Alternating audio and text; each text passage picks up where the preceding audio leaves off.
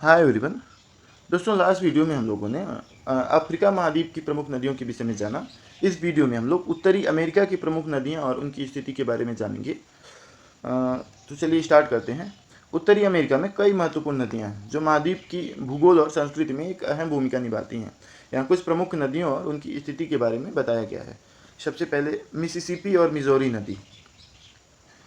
यह उत्तरी अमेरिका की सबसे लंबी और सबसे बड़ी नदी प्रणाली है। इसे महाद्वीप की जीवन रेखा भी कहा जाता है। मतलब यहाँ उत्तरी अमेरिका के लिए जीवन रेखा है ये।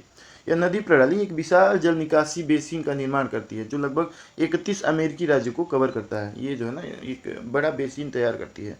लगभग 21 अमेरिकी जो स्टेट्स हैं वो सारे इसमें आ जाते हैं। स्थान देख लेते हैं। मिसिसिपी नदी मिनेसोटा की इटास्का झील से निकलती है और दक्षिण की ओर बहती हुई मैक्सिको की खाड़ी में गिरती है। मिजोरी नदी, जो इसकी एक प्रमुख सहायक नदी है, पश्चिमी रॉकी पर्वत से निकलती है और पूर्व की ओर बहते हुए सेंट लुइस मिजोरी के पास मिसिसिपी नदी में मिल जाती है। नेक्स्ट है सेंट लॉरेंस नदी।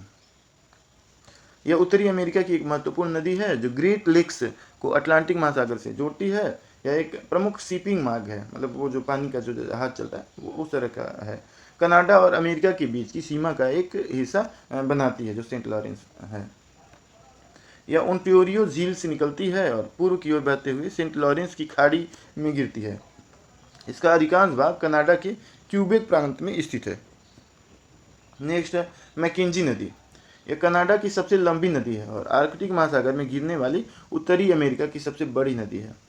यह एक महत्वपूर्ण जलमार्ग है, खासकर उत्तरी कनाडा के दूर दराज के इलाकों के लिए ये मतलब जरूरी है, महत्वपूर्ण मार्ग है। स्थान, यह ग्रेट स्लेव झील से निकलती है और उत्तर की ओर बहते हुए कनाडा के उत्तर पश्चिमी क्षेत्रों से गुजरती है और ब्यूफोर्ड सागर में गिरती है जो आर्कटिक महासागर का हिस्सा है।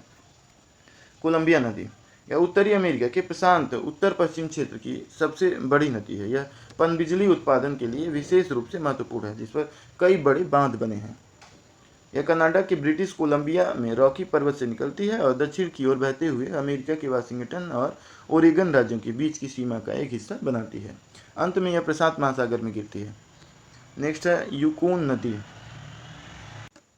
यूकोन नदी, यह उत्तरी अमेरिका की सबसे लंबी नदियों में से एक है और आर्कटिक क्षेत्र की एक प्रमुख नदी है। यह ऐतिहासिक रूप से 19वीं सदी के अंत में क्लॉन्डाइक गोल्ड रश के दौरान परिवहन के लिए बहुत महत्वपूर्ण थी।